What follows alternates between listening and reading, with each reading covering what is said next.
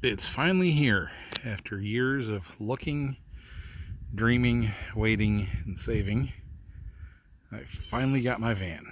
Now, I got things I got to do to it. Let's go in and take a look, see what needs to be done here.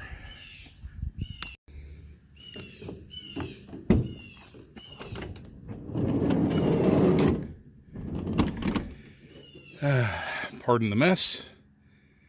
I see things have decided to hit the floor.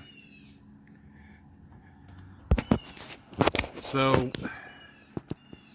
that refrigerator is a 110 volt only, and my primary function for this van is to be camping off grid.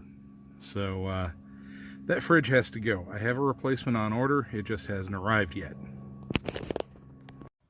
Okay, so the new refrigerator is 20.94 inches tall. The old refrigerator, this one here, is just at 19 inches.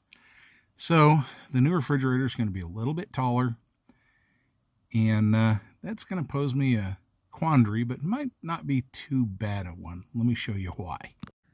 So my original intent was to install clips for spice jars on the back of the pantry door. However, I'm not going to have room on the pantry door to do that because the spice jars and the clips will run into those baskets. My second thought, attach those clips here. However, let me get some measurements here. So the spice jars are 4¼ inches tall, and I have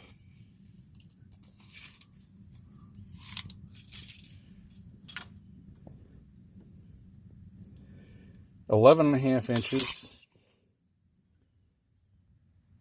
minus 2 for the new refrigerator, which gives me 9½ inches. 8½ of those would be used by the spice jars. Doable, but tight. Not sure I like that. Still need to find where I'm going to put the spice jars. So the 30-year-old Sears Porto Potty whatever has gone in favor of a new Seaflow. I've got to put the enzyme packs in the cabinet with them and fill up the freshwater tank. So the chemical packs are stored back there. I've got one in the black tank, and yeah, I'll worry about the teepee later. Let's get some water in this tank. First things first, remove the cap. Okay. Nope, can't do this one-handed.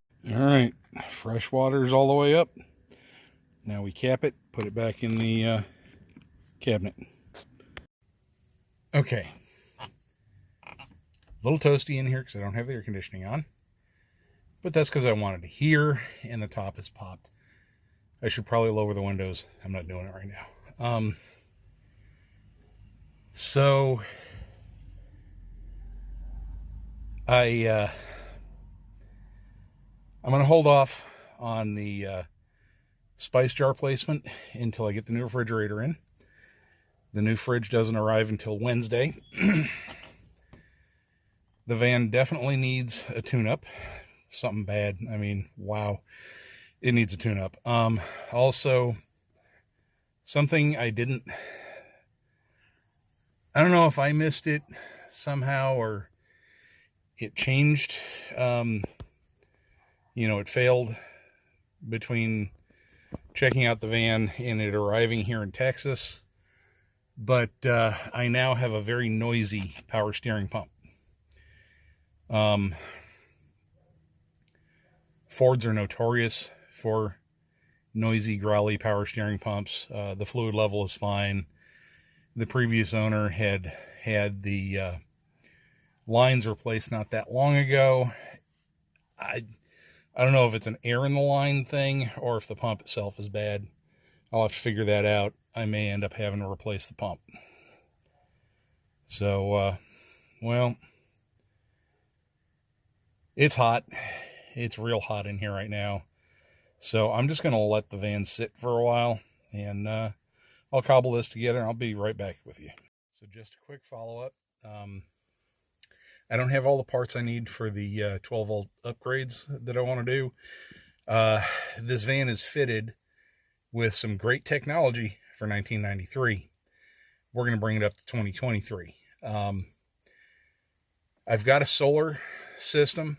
I've got a DC to DC charger that doubles as an MPPT controller. I've got a couple of panels. I've got the associated cabling and kickstands. These are portable panels. I don't want them on the roof. I want to be able to park in the shade and have my solar panels still getting juice. I've got a couple of batteries. What this van has is a battery isolator that shunts juice from the alternator to the starting battery, and when the starting battery's got enough, it shunts juice to the coach, house battery, whatever you want to call it. I think the British call it a recreation battery. The battery in the coach work for the house stuff. I'm going to hardwire the 12-volt fridge in instead of doing a 12-volt socket for it. I'm going to tie it into the 12-volt fuse that should be in the panel under the bed. I'm going to figure out where to install my 12-volt socket panel. I can't find, other than the dashboard, I can't find any 12-volt sockets anywhere in this van. So I don't think Sportsmobile used them back then. I'm going to add them. I will be adding 3 12-volt sockets and 2 dual USB charging sockets. So a total of 4 USB charging outlets and 3 12-volt outlets. One of them will be dedicated to my CPAP, so it's got to be somewhere by the bed. And the other 2 will be just for random accessories. I'm thinking one of these days I'm going to, if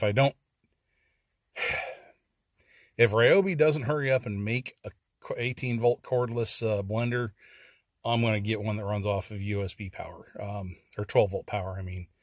But, yeah. I've still got some foibles with the cabinetry I need to fix. Sportsmobile built this thing using particle board and melamine, which is really heavy stuff that has a bad tendency to swell up when exposed to moisture. Well, campers get exposed to moisture a lot. So over 30 years, this thing's had some moisture damage. It's had some strange modifications. I've got screw eyes screwed into cabinet doors for I don't know what reason. I've got a weird hasp on the pantry door that can't close because the refrigerator's in the way, and I suspect the purpose behind it was to keep a kid from getting into the pantry at night, keep them away from the cookies and the Doritos or whatever. Don't need that. So what I'm going to do, I'm going to use the pieces one piece at a time as it can come out of the van, or one cabinet at a time. And I'm going to rebuild this stuff slowly but surely. This is going to get redone with cedar. And if I can find it, poplar plywood. If not, it's going to be birch plywood, because I know I can find that plentifully, pretty much everywhere around here. I want it to be stronger, more moisture resistant, lighter, and honestly more attractive. I'm not sure I'm going to replace everything, but I'm going to replace the things that annoy me. One of the things I haven't been able to figure out how it's supposed to work is the dinette bed. Most dinette beds, the table drops down and supports the center of the bed. There's nowhere here that'll support the table to help support the middle of the bed. The manual says just to pull the bed halves together, drop the backs down, and call it good. That leaves the middle completely unsupported, and it tends to fold in when I try to climb on it. So I'm going to have to figure something out there. I don't know what Sportsmobile was thinking. I don't know as they were, but I'll fix it. I'll get it. I'll get it where I want it. I've done some initial investigation into the Starcool. The air conditioning in the dash works beautifully. The Starcool system, I can't even get it to turn on. So I'm going to put a call in to Sportsmobile in Austin and see if I can't get them to give me some troubleshooting information. So that's it. That's what I got for now. I thank you for watching my video. Thank you for checking out my van with me, and just stick with me. This is going to be an interesting build out, and I think you're going to be interested to see the results. So I'll talk to you later. Thanks for watching. Thanks for watching my video. If you liked what you saw, please click like, subscribe, and share my content. Please go back and watch the old stuff. There's a lot of good material there for you to enjoy. And like I always say, get out there, be busy, be safe, but most of all, be blessed. I'll talk to you later.